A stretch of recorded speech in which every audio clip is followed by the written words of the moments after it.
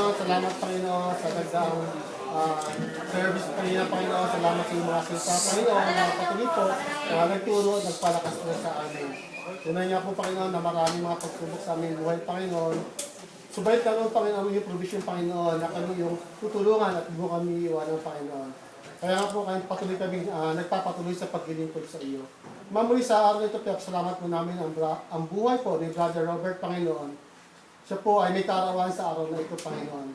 Salamat po, Panginoon, muli sa kanyang kaarawan, God, sa panibagong taon na binigay mo sa kanya, sa kanyang buhay, Panginoon. Dinadalangin namin, Panginoon, ang patuloy na paggabay mo sa kanya, Panginoon, at dalangin din po namin ang patuloy na pag-iingat mo.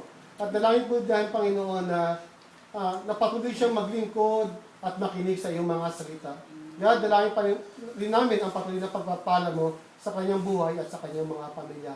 Salamat, Panginoon, sa kanyang buhay at patuloy mo siyang gabayan sa kanyang paglalakbay sa mundong ito. Nakasama ka, Panginoon.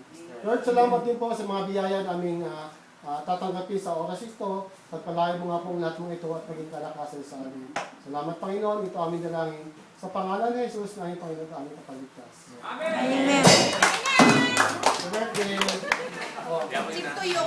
Happy birthday, Brother Robert. Happy birthday. Next week na yung celebration natin. Sa lahat ng mga September celebrant. Amen. Ang aming lunch. Wow. Ang ating taga-sandok. Bye. Sige na.